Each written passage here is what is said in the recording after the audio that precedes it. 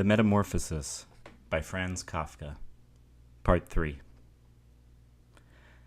The grievous wound Gregor had received, which plagued him for over a month, the apple remained lodged there in his flesh, a visible momentum, since no one dared to remove it, seemed to have reminded even his father that Gregor, despite his current lamentable repulsive form, was a member of the family who should not be treated like an enemy.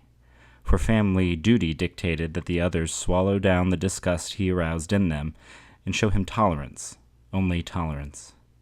And even though this wound cost Gregor some of his mobility, probably for good, and for the time being he required many minutes to hobble across his room like an old invalid, crawling up the walls was out of the question now.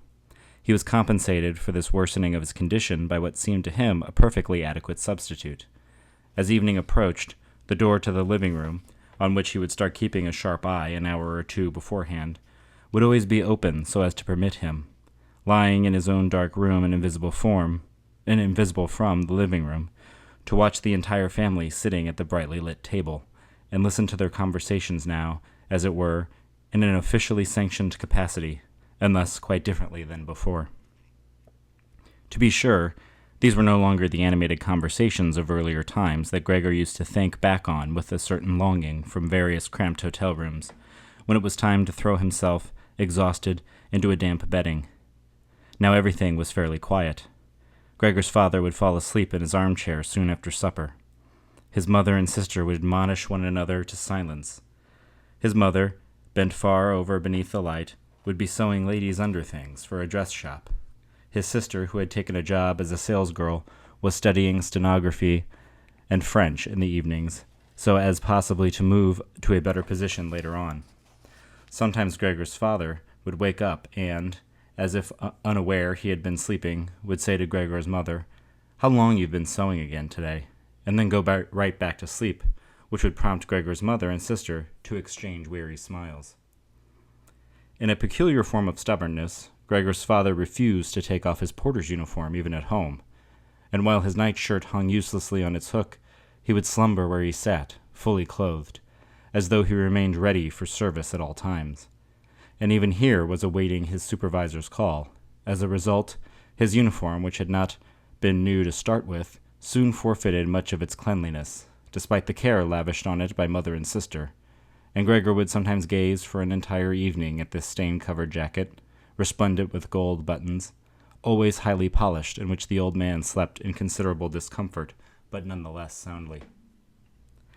The moment the clock struck 10, Gregor's mother would attempt to rouse his father with a few hushed words, and then persuade him to go to bed. For he would get no proper sleep sitting here, and sleep was something Gregor's father, who had to report for duty at 6 a.m, desperately needed. But in keeping with the stubbornness that had taken hold of him when he started working as a porter, he always insisted on continuing to sit there at the table, even though he kept falling asleep. And then it was only with the greatest effort that he could be persuaded to exchange armchair for bed. Gregor's mother and sister could persist in their little admonishments as doggedly as they liked. For a quarter of an hour, he would just shake his head slowly, his eyes closed, without getting up. Gregor's mother would pluck at his sleeve, whispering cajoling words in his ear, and his sister would set aside her studies to come to her mother's aid, but to no avail. Gregor's father only settled deeper into his armchair. Only when the women gripped him from beneath his arms would he open his eyes, looking by turns at mother and sister and saying, "What sort of life is this? Is this the peace and quiet of my old age?" Then, supported by the two women, he would rise, laboriously as though he himself were receiving the brunt of this burden, and allow the women to escort him to the doorway, where he would shoo them away and continue on his own, while Gregor's mother hastily threw down her sewing and his sister her pen so they could run after him to offer further assistance. The household was ever further reduced. The maid was now let go after all. A bony giant of a charwoman, with white hair flapping about her head, came by in the morning and evening to perform the heaviest labors. Everything else was handled by Gregor's mother, along with all her sewing. It even came to pass that several pieces of jewelry that had been in the family, jewels Gregor's mother and sister had delighted in wearing at entertainments and festivities, were sold, as Gregor would learn in the evening when the price each piece had brought would be discussed. But their greatest lament was always that they were unable to leave this apartment, which was far too large for their current circumstances, since no one could imagine how Gregor might be moved. But Gregor understood that it was not only out of consideration for him that a move was being ruled out, since he could easily enough have been transported in a crate of appropriate size with a few air holes. The main thing keeping the family from moving to a new apartment was their complete sense of hopelessness, and the thought that they had been struck with a misfortune such as no one else in their entire circle of relations and friends had ever experienced. They were fulfilling to the utmost the demands the world makes on the poor. Gregor's father fetched breakfast for the petty employees at the bank. His mother sacrificed herself for the underclothes of strangers. His sister ran back and forth behind the shop counter at her customer's behest. But this was all the strength he had, and the wound in Gregor's back would begin to ache anew when mother and sister, having brought his father to bed, would now return, and leaving their work where it lay, huddle close beside one another, pressing their cheeks together. When Gregor's mother, gesturing towards his room, would say, "Shut the door now, Greta," and when Gregor was left in the dark again, while next door 2 women intermingled their tears, or else sat there, tearless, staring down at the table. Gregor spent his nights and days almost entirely without sleeping. Sometimes he thought about taking the family's affairs in hand again, just as he used to. The next time his door was opened, once more, his boss and the general manager would appear before his mind's eye. After all this time, the clerks and apprentices, the dull-witted hired man, 2 or 3 friends from other firms, a chambermaid from a provincial hotel, a sweet fleeting spectre, the shop-girl from the haberdashery whom he had courted earnestly but too slowly. All of these now appeared to him, interspersed with strangers or people already forgotten. But instead of coming to his aid, and that of his family, every last one of them was unapproachable, and he was glad when they disappeared. At other times, he would not at all be in a frame of mind to look after his family. Instead, he was filled with rage at how poorly he was attended to, and although he could not imagine anything he would have liked to eat, he plotted how he might gain access to the pantry so as to help himself to what, despite his total absence of hunger, was his due. Without bothering to consider how she might give Gregor particular pleasure, his sister would quickly thrust some randomly chosen foodstuff into his room, with her foot, on her way to work in the morning or at midday, only to sweep it out again at night with a quick swipe of the broom, paying no heed if the food had only been barely nibbled at, or, as was often the case now, not touched at all. Setting Gregor's room to rights, a task she now saved for the evenings, could not possibly have been done any more perfunctorily. Great streaks of dirt extended across the walls, with balls of dust and rubbish lying scattered about. At first, when Gregor's sister came to his room, he would position himself in corners, particularly indicative of this problem, to reproach her, as it were, by his presence there. But he could just as well have spent entire weeks sitting there without any improvement on his sister's part. After all, she saw the dirt as plainly as he did, but had made up her mind to leave it be. At the same time, with a sensitivity that was new in her, one that had taken hold of the family as a whole, she was on her guard to make sure the task of tidying Gregor's room was reserved for her. Once Gregor's mother had subjected his room to a thorough scrubbing, which she accomplished only after using up several buckets of water. Admittedly, all this moisture was itself an affront to Gregor, who lay stretched out, bitter and immobile, upon the settee. But his mother did not escape punishment, for no sooner had his sister remarked the change in Gregor's room that evening than she ran into the living room, grievously insulted, and ignoring her mother's imploringly raised hands, set to weeping so violently that her parents, naturally her father was startled out of his chair, at first stood by helpless and astonished, until they too began to stir on the right. Gregor's father reproached his mother for not having left the cleaning of Gregor's room to his sister, while on the left he shouted at Gregor's sister, threatening that she would never again be permitted to clean Gregor's room, while his mother attempted to drag his father, now so agitated he hardly recognized himself, into the bedroom. Gregor's sister, shaking with sobs, pummeled the table with her tiny fists, and Gregor hissed loudly in fury, because it had occurred to no one to shut the door of his room, to spare him this sight and commotion. But even if Gregor's sister, who was exhausted by her professional work, had wearied of caring for Gregor, as she had previously done, there was absolutely no need for his mother to fill her shoes, and Gregor needn't have suffered neglect, for now the charwoman was here. This old widow, who had seen and survived the worst in her long life with the help of her sturdy bones, felt no particular repugnance toward Gregor. Without being at all inquisitive, she at once chanced to open the door to his room, and seeing Gregor, who had begun to run back and forth, although no one was chasing him, she stood there staring in astonishment, her hands clasped across her lap. Ever since, she never failed to open the door a crack for a moment every morning and evening to look in on him. At the beginning, she would call him over to her, saying things that were probably intended to sound friendly, like, "Hey, over there, you old dung beetle," or "Just look at that old dung beetle." Thus addressed, Gregor gave no reply, but instead remained there as he was, immobile, as if the door had never been opened. If only this charwoman, instead of being allowed to disturb him uselessly at whim, had been given instructions to clean his room daily. Once, early in the morning, a heavy rain, perhaps, already a portent of the coming spring, was beating against the window panes.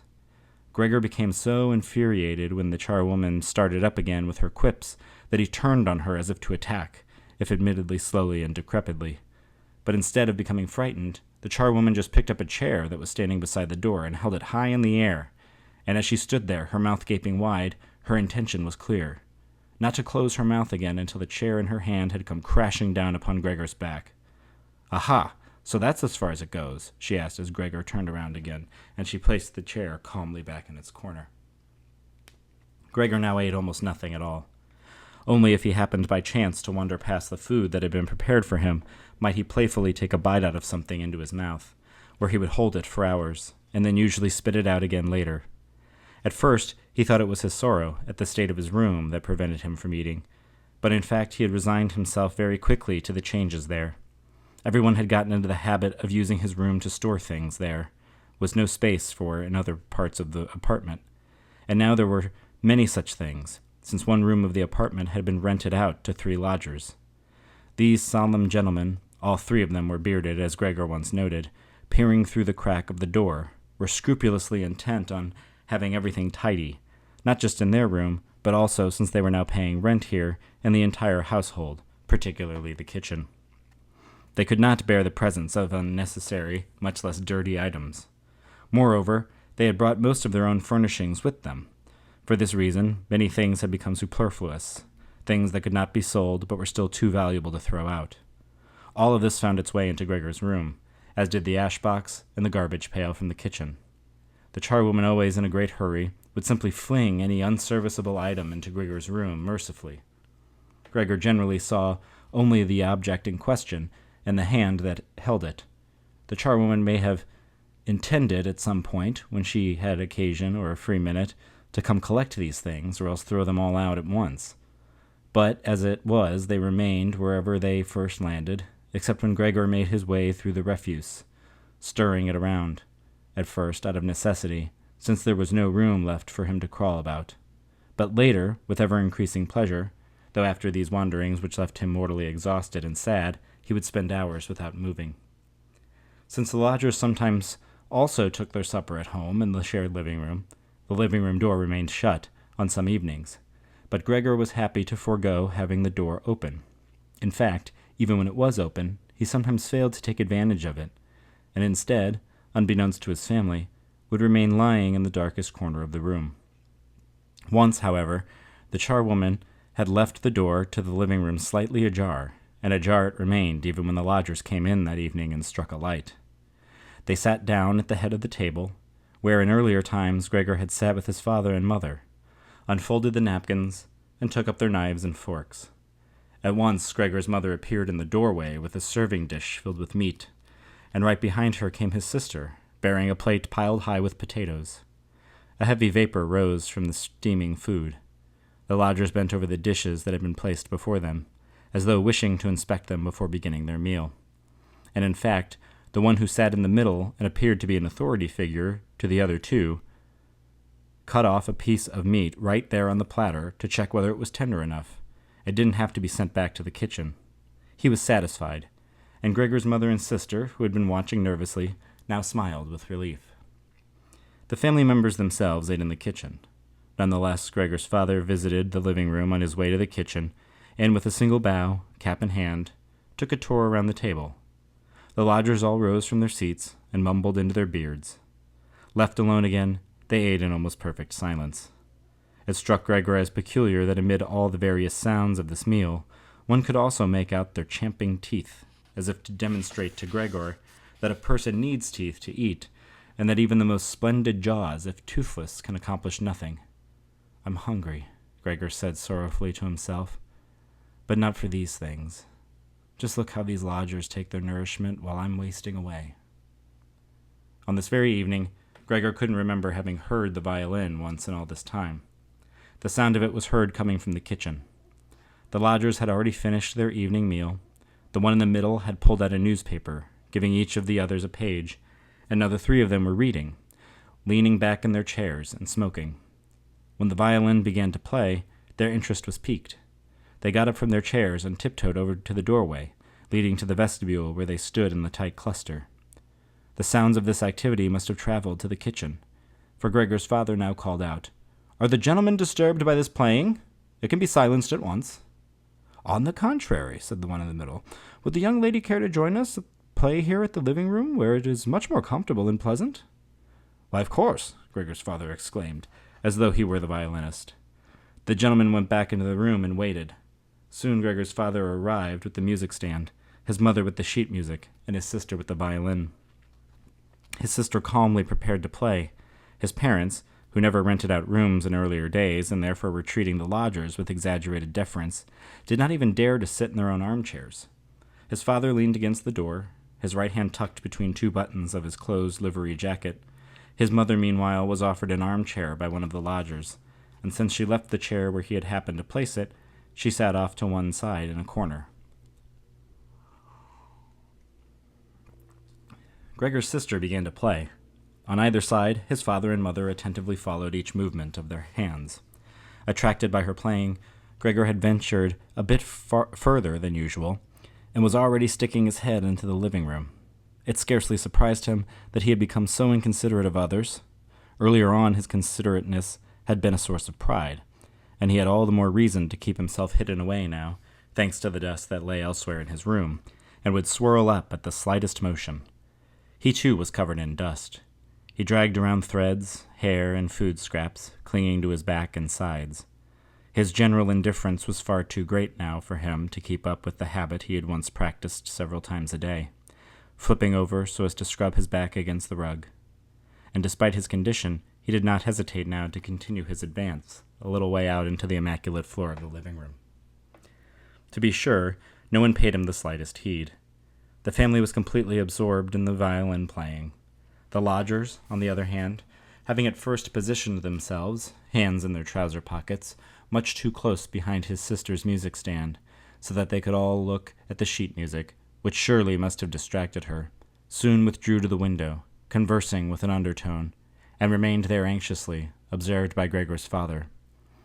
It appeared more than clear they had been disappointed in their expectation of hearing beautiful or entertaining violin music, and now, tired of the whole performance, were continuing to tolerate this disturbance of their peace only out of politeness. Particularly, the way in which all of them were blowing the smoke of their cigars high into the air from their noses and mouths suggested extreme agitation, and yet his sister's playing was so lovely. Her face was tilted to one side, searchingly, sadly. Her eyes followed the lines of notes. Gregor crept a bit farther forward and ducked his head down close to the floor, so as perhaps to catch her eye. Was he a beast, that music so moved him? He felt as if he were being shown the way to that unknown nourishment he craved, and he determined to creep all the way up to his sister, to pluck at her skirt, and in this way indicate to her that she should come to his room with the violin, for no one here was rewarding her playing as he meant to reward her. He would not allow her to leave his room ever again, at least as long as he was alive. His horrific figure would, for the first time ever, be useful to him. He would be at all the doors of the room at once, growling at his attackers, but his sister should remain with him, not by force, but of her own free will.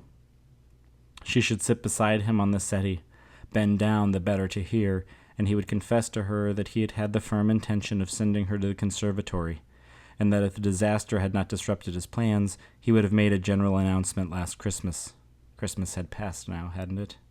Without letting himself be swayed by objections of any sort. After this declaration, his sister would be moved to the point of tears, and Gregor would raise himself to the height of her armpit and kiss her throat, which now that she went to the office every day, she wore free of ribbon or collar. Samsa, the gentleman in the middle shouted at Gregor's father, and without wasting a single word pointed his finger at Gregor, who was slowly advancing. The violin fell silent. The middle lodger at first just smiled and shook his head, turning toward his friends, then looked again at Gregor. Gregor's father apparently found the task of driving Gregor back into his room less urgent than that of calming the lodgers, despite the fact that they did not appear particularly worked up, and seemed to be finding Gregor more entertaining than the music. He hurried over to them and tried with outspread arms to herd them back into the room at the same time, using his body to shield Gregor from the view. And now they did in fact become a little angry, though it was no longer clear whether this was on account of Gregor's father's behavior, or the realization dawning on them that without their knowledge they had been sharing their home with a roommate of this sort. They demanded explanations of Gregor's father. Now that it was their turn to throw their arms into the air, they plucked uneasily at their beards, and only slowly withdrew in the direction of their room. Meanwhile, Gregor's sister, who had been standing there at a loss since her playing had been so unexpectedly interrupted, she still held violin and bow in her carelessly dangling hands, looking over at the notes as though she were continuing to play, all at once pulled herself together, laid her instrument in the lap of her mother, who still sat there in her armchair, her lungs heaving as she fought for breath, and ran into the next room, toward which the lodgers were now moving somewhat more quickly, as Gregor's father urged them on. One saw how, beneath his sister's practiced hands, the beds, blankets, and pillows flew into the air and into orderliness. Even before the lodgers reached the room, she had finished making up the beds and slipped out. Gregor's father appeared to be once more so firmly in the grip of his own stubbornness that he forgot the basic respect that, after all, he owed his tenants. He kept up his pressing and urging until, already standing in the doorway, the middle lodger thunderously stamped his foot, causing Gregor's father to stop short. "I hereby declare," he said, raising his hand and seeking out Gregor's mother and sister too as he glanced about, "that in consideration of the reprehensible circumstances prevailing in this apartment and family," and there he spat on the floor without forethought, "I give notice on my room effective immediately. It goes without saying that I will not pay a penny for the days I have spent here. On the contrary, I shall consider whether or not to pursue you with, please believe me, easily justifiable claims." He fell silent and went on looking straight before him, expectantly, and indeed his friends at once chimed in with words. "We too give notice effective immediately." Hereupon he seized the door handle, with a great crash slammed the door. Gregor's father staggered to his armchair with groping hands and let himself fall into it. It looked as though he was stretching out for his customary evening nap, but the violent nodding of his anchorless head showed that he was absolutely not sleeping. Gregor had gone on, lying quietly on the spot where the lodgers had espied him. The disappointment at the failure of this plan, and perhaps also the weakness caused by starvation, rendered him incapable of moving. With a certain definitiveness, he sensed, terrified, that everything was about to collapse all around him, and so he waited. Not even the violin startled him when it fell from the mother's lap beneath her trembling fingers, giving off a note that echoed in the air. "Dear parents," his sister said, striking the table by way of preamble, "things cannot go on like this. Even if you two perhaps do not realize it, I most certainly do. I am unwilling to utter my brother's name before this creature, and therefore will only say we have to try to get rid of it. We have done everything humanly possible to care for it and show it tolerance. I don't think anyone will reproach us on this account." "She is right 1,000 times over," Gregor's father murmured under his breath. His mother, still incapable of breathing freely, began to cough dully into her lifted hands, a lunatic expression in her eyes. Gregor's sister hurried over to her mother and held her forehead. Her words seemed to have given her father an idea, for now he sat up straight, playing with his uniform cap between the plates left behind on the table from the lodger's supper, and glancing over from time to time at a quiet Gregor. "We have to try to get rid of it," his sister said, addressing her words exclusively to Gregor's father this time. for his mother was coughing too hard to hear anything.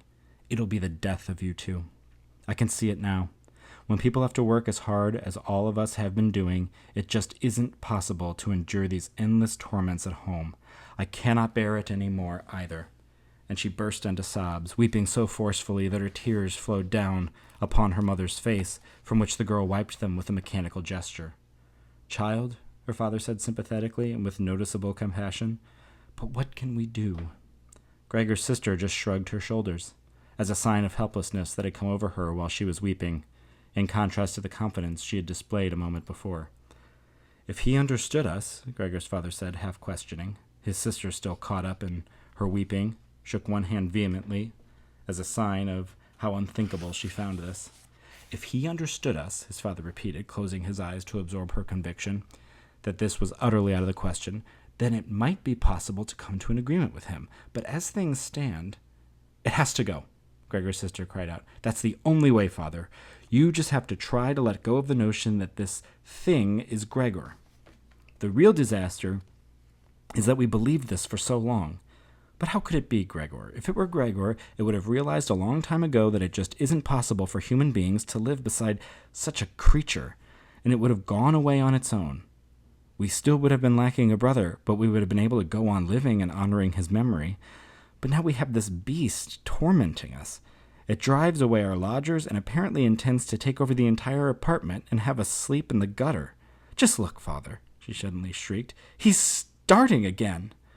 And in a fright that Gregor found bewildering, she now went so far as to leave her mother behind, launching herself from her chair as if she would rather sacrifice her mother than remain in Gregor's proximity, and ran to take cover behind her father, who, agitated by the way she was carrying on, rose from his own chair and half raised his arms as if to shield her. But Gregor was far from wanting to frighten anyone, above all his sister. All he had done was start to turn around to make his way back to his room, and admittedly this operation would have been hard to notice, since in his current injured state he was obliged to use his head to help from this difficult maneuver. He kept raising it up and then thumping it against the floor. Pausing, he glanced around. His good intentions seemed to have been recognized. It had been only a momentary fright. Now all of them gazed at him sadly and in silence. His mother lay in her armchair, her extended legs pressed together, barely able to keep her eyes open in the exhaustion.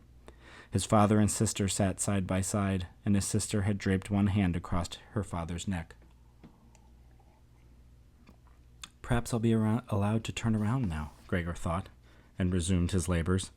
He could not entirely suppress the wheezing this exertion produced, and now and then he had to rest. Otherwise, no one was harassing him, and he had been left to attend to matters on his own. When he had completed this rotation, he immediately made straight for the door to his room.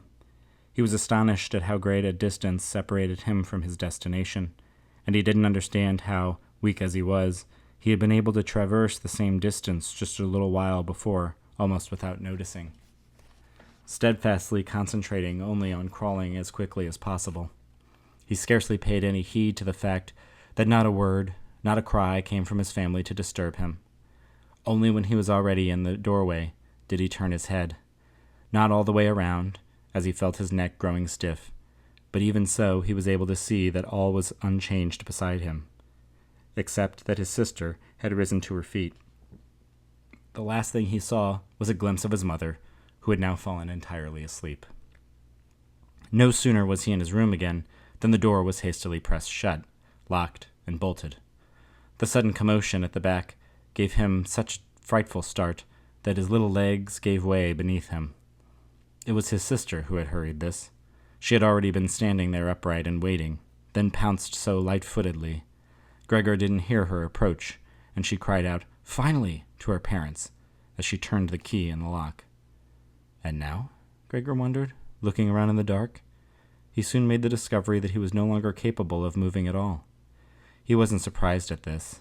On the contrary, it struck him as unnatural that he had actually until now been able to support himself on those thin little legs. As for the rest, he felt relatively at ease. Admittedly, his entire body was racked with pain, but it seemed to him as if it was gradually becoming weaker and weaker, and in the end would fade away altogether. Already he could scarcely feel the rotting apple in his back, nor the inflamed area surrounding it, both now enveloped in soft dust. He thought back on his family with tenderness and love. His opinion that he must by all means disappear was possibly even more emphatic than that of his sister. He remained in this state of empty, peaceful reflection until the clock tower struck the 3rd hour of the morning. He watched as everything began to lighten outside his window. Then his head sank all the way to the floor without volition, and from his nostrils his last breath faintly streamed. When the charwoman arrived early in the morning, slamming the door so loudly in her strength and haste, often as she had been asked to avoid this, that sleep was out of the question anywhere in the apartment after her arrival, her usual cursory visit to Gregor's room revealed at first nothing out of the ordinary. She thought he was lying there, so motionless on purpose, feigning indignation. She considered him perfectly capable of rational thought, since she happened to be holding the long broom in her hand. She tried tickling Gregor with it from the doorway. When even this had no effect, she grew vexed and began to poke Gregor a little, and only when she had actually shifted him from the spot where he lay with no resistance at all were her suspicions roused. When soon thereafter the facts of the matter became clear to her, she gawked in surprise, gave a low whistle, then without further delay flung open the door of the bedroom, and in a loud voice shouted into the darkness, "Come have a look! It's gone and croaked! Just lying there dead! Dead as a doornail!" The Samsa couple shot upright in their marital bed, and first had to struggle to recover from the shock as the charwoman's conduct before they were able to grasp her words. But then Herr and Frau Samsa hurriedly got out of bed, one on either side. Herr Samsa threw the blanket about his shoulders, while Frau Samsa emerged wearing only her nightdress. In this state, they entered Gregor's room. Meanwhile, the door to the living room, where Greta had been sleeping since the lodger's arrival, had opened as well. She was fully dressed, as though she had not slept at all, as even the pallor of her cheeks seemed to prove. "Dead?" Frau Samsa asked, looking unquestioningly up at the charwoman, although she herself was free to investigate, and indeed could see how things stood even without investigation. "I should say so," the charwoman said, and by way of proof pushed Gregor's corpse quite some way to the side with her broom. Frau Samsa made a gesture as though she wanted to hold back the broom, but didn't. "Well," Herr Samsa said, "now we can thank God." He crossed himself, and the 3 women followed his example. Greta, who did not take her eyes off the corpse for a moment, said, "Just look how skinny he was. He went such a long time without eating anything at all. All the food that went into his room would come out again just as before."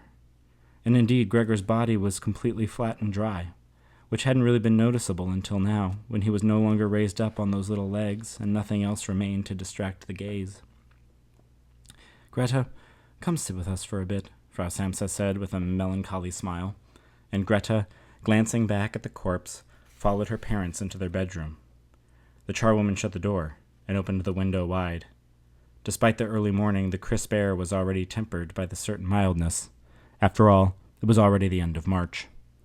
The 3 lodgers now emerged from their room and looked about in astonishment for their breakfast. They had been forgotten.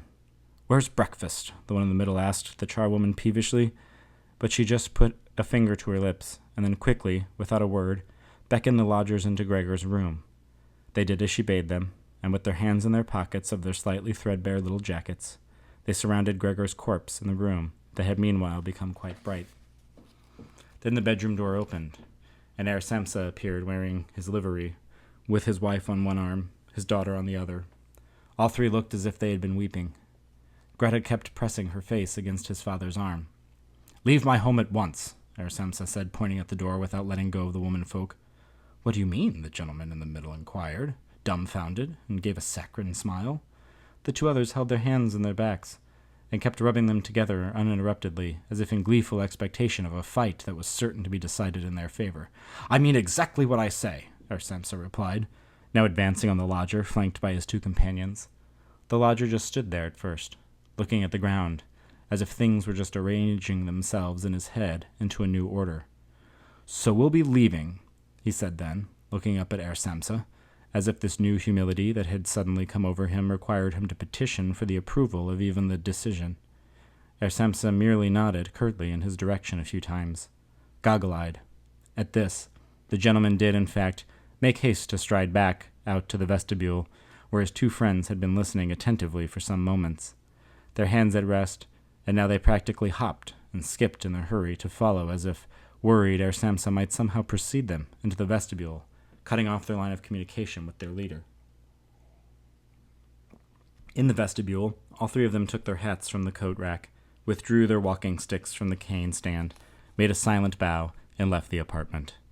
Displaying what soon proved to be an utterly unfounded mistrustfulness, Herr Samsa stepped out onto the landing with the two women, leaning against the banister. They watched as the three gentlemen descended the long staircase, moving slowly but at a steady pace, and disappearing on each floor at a certain bend of the stairwell, only to appear again a few moments later. The farther down they went, the more the Samsa family's interest in them faded, and when the butcher's apprentice came toward and then past them on his way up, proudly bearing his tray upon his head, Herr Samsa and the women abandoned their banister, and all of them returned, seemingly relieved, to their apartment. They decided to spend the day resting and to go out for a stroll. They had not only earned this respite from their work, but were desperately in need of it, and so they all sat down at the table and wrote 3 letters of excuse.